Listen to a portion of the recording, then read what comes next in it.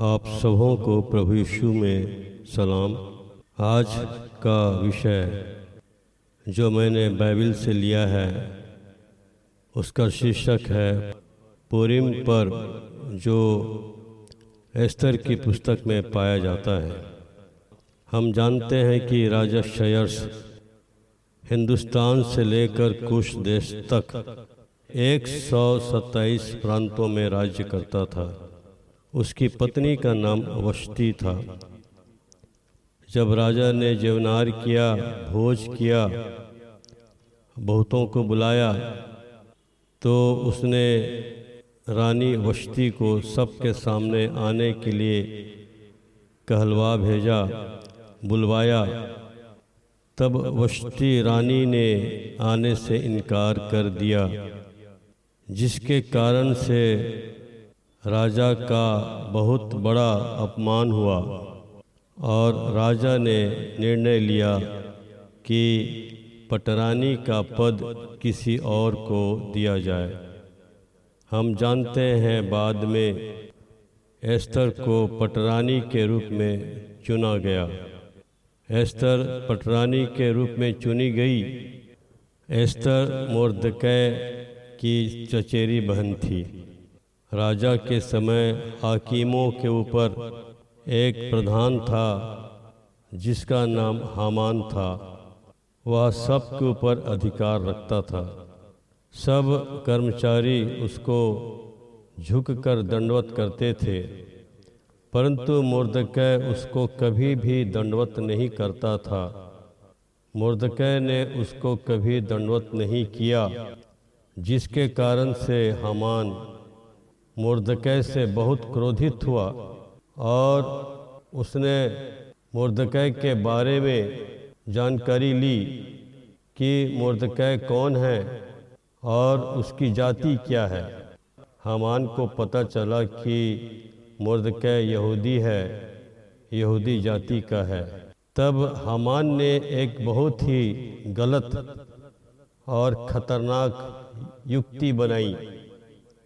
पूरे हर एक प्रांत के यहूदियों को नाश करने के लिए, घात करने के लिए उसने युक्ति बनाई। और हामान राजा के पास जाकर कहने लगा, हे राजा, तेरे राज्य में तितर बितर और छिटकी हुई एक जाति है जो तेरे नियमों पर नहीं चलती, इसलिए उस पूरी जाति को नाश किया जाए। राजा नहीं जानता था कि वो जाति कौन सी जाति है। राजा ने आज्ञा पत्र जारी करने के लिए आदेश दे दिया। उस पत्र में हामान ने यहूदियों को नाश करने के लिए लिख दिया था। उस आज्ञा पत्र को चिट्ठी कही जाती थी, अर्थात पूर कहा जाता था। जब मोर्दकै को इस चिट्ठी के बारे में जानकारी हुई तो उसने तुरंत रानी एस्तर को बता दिया कि यहूदी लोग खतरे में हैं, वे नाश कर दिए जाएंगे, उनको घात किया जाएगा। और लिखा है एस्तर 4 अध्याय के 13 और 14 पद में, तब मोर्दकै ने एस्तर के पास यह कहला भेजा, तू मन ही मन यह विचार न कर कि मैं ही राजभवन में रहने के कारण और सब यहूदियों में से बची रहूँगी, क्योंकि जो तू इस समय चुपचाप रहे तो और किसी न किसी उपाय से यहूदियों का छुटकारा और उद्धार हो जाएगा, परंतु तू अपने पिता के घराने समेत नाश होगी। क्या जाने तुझे ऐसे ही कठिन समय के लिए राजपद मिला हो। एस्तर ने मोर्दकै के पास यह कहला भेजा, तू जाकर शूशन के सब यहूदियों को इकट्ठा कर और तुम सब मिलकर मेरे निमित्त उपवास करो। 3 दिन रात न तो कुछ खाओ और न कुछ पियो। मैं भी अपनी सहेलियों सहित उसी रीति से उपवास करूंगी और ऐसी ही दशा में मैं नियम के विरुद्ध राजा के पास भीतर जाऊंगी और यदि नाश हो गई तो हो गई। हम यहाँ पर देखते हैं कि एस्तर ने बहुत ही अच्छा निर्णय उसने लिया। इस खतरे के समय जब यहूदी लोग नाश होने वाले थे, हामान ने एक चिट्ठी जारी कर दी थी, पूर्व जारी कर दिया था, जिसके कारण से सब यहूदी लोग नाश होने वाले थे। ऐसी स्थिति में एस्तर ने निर्णय लिया कि सबसे पहले उपवास किया जाए और हर एक लोगों को उसने उपवास करने को कहा। मुर्दकै ने भी सबको उपवास करवाया। सब ने उपवास किया 3 दिन 3 रात। उसके बाद हम देखते हैं कि एस्तर राजा शयर्श को अपने भोज में निमंत्रण उसने दिया और साथ में हामान को भी उसने निमंत्रण दिया और वे दोनों एस्तर के भोज में आए। उन्होंने भोजन किया। राजा उस भोजन से बहुत खुश हुआ, प्रसन्न हुआ। कुछ दिनों के बाद फिर से एस्तर ने उन दोनों को भोजन में आमंत्रित किया और वे दोनों फिर आए। राजा फिर भोजन किया और प्रसन्न हुआ। राजा ने कहा एस्तर से कि तुझे क्या चाहिए, मांग। हम देखते हैं कि वहाँ पर एस्तर इस बात को प्रकट कर देती है, राजा को साफ साफ बता देती है कि मैं तो यहूदी हूँ, मैं यहूदी जाति की हूँ। मेरी जाति के लोग इस पूरे राज्य में, तेरे राज्य में रहते हैं और मैं और मेरी जाति के लोग बेच डाले गए हैं कि उन्हें नाश किया जाए, उन्हें घात किया जाए और मेरी जाति के लोग सब खतरे में हैं।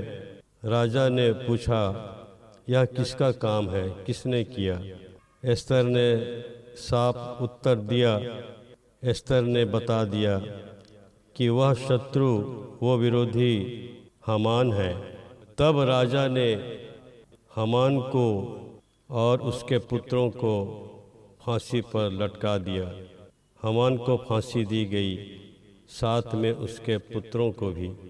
उसके बाद राजा ने मुर्दकै को हामान की जगह सम्मान और अधिकार दिया और उसे अंगूठी दी गई और सारे राज्य में हाकिमों के ऊपर उसको प्रधान ठहराया गया। मुर्दकै सबके ऊपर अधिकार रखता था। उसके बाद एस्तर रानी ने राजा से कहा, जो चिट्ठियाँ हामान ने यहूदियों को नाश करने की युक्ति करके लिखाई थी, उनको पलटने के लिए लिखा जाए। अर्थात उस चिट्ठी में यहूदियों को नाश करने के लिए नहीं, परंतु स्वतंत्र करने के लिए लिखा जाए। और उसके बाद हम देखते हैं कि मुर्दकै ने पत्र जारी किया, चिट्ठी जारी की, जिसमें यहूदियों को नाश करने के लिए नहीं परंतु स्वतंत्र करने के लिए उस चिट्ठी में लिखी गई थी। और सारे प्रांतों में वे चिट्ठियाँ भेजी गईं। जब चिट्ठियाँ भेजी गईं, उसके पाने के बाद यहूदी लोग बहुत आनंदित हुए और वे आनंद और खुशी मनाने लगे। मुर्दकै ने उस चिट्ठी में यह भी लिखा था कि अदार नाम 12वें महीने के 14वें और 15वें दिन आनंद का पर्व मनाया जाए और यह पर्व प्रतिवर्ष मनाया जाए और उस पर्व का नाम पुरीम पर्व रखा गया। उस पुरीम पर्व का कारण यह है कि यहूदियों का शत्रु मारा गया, और उस समय जब मुर्दकै ने चिट्ठी जारी की तब 75,000 से ज़्यादा और भी शत्रु मारे गए जो यहूदियों के शत्रु थे। परमेश्वर ने यहूदियों को विश्राम दिया, शांति दी, छुटकारा दिया, और यह छुटकारा उद्धार का पर्व हो गया। यहूदियों के लिए यह छुटकारा उद्धार का पर्व हो गया। हम जानते हैं कि हमारा शत्रु शैतान है। हमें भी शैतान पर जय प्राप्त करना है। शैतान के हर एक योजनाओं को, उसकी युक्तियों को हमें भी नाश करना है। यह काम बिना उपवास और प्रार्थना के नहीं हो सकता। इसलिए हमें भी उपवास और प्रार्थना में जीवन बिताना है, समय देना है। परमेश्वर के वचन को रोज़ पढ़ना है और प्रार्थना में ज़्यादा से ज़्यादा समय हमें देना है। इसी प्रकार हमारे लिए भी क्रिसमस का पर्व आनंद और खुशी का पर्व है, छुटकारे का पर्व है, उद्धार का पर्व है। इसलिए हम इस पर्व को बड़े आनंद और खुशी के साथ मनाएं। हम अपना जीवन परमेश्वर को समर्पण करें, शुद्धता और पवित्रता का जीवन बिताएं। रोज़ परमेश्वर का वचन पढ़ें और प्रार्थना करें। और यह भी हम स्मरण रखें, याद रखें कि यीशु मसीह अब बैतलहम की चरनी में नहीं है, यीशु मसीह क्रूस पर नहीं है, परंतु यीशु मसीह स्वर्ग में है। और हम विश्वास करते हैं कि यीशु मसीह अपनी दुल्हन को, कलीसिया को लेने के लिए बहुत ही जल्द आने वाला है। इसलिए हम भी परमेश्वर का भय मानते हुए उस दिन की बाट जोहते रहें, परमेश्वर के भय में उस दिन का इंतज़ार करते रहें। और यदि हम परमेश्वर की दृष्टि में शुद्ध और पवित्र रहेंगे तो हम भी कलीसिया के रूप में हम भी बादलों पर उठा लिए जाएंगे। और इसी आशा के साथ हम अपने जीवन को व्यतीत करें। आप सबों को प्रभु यीशु मसीह में सलाम, धन्यवाद।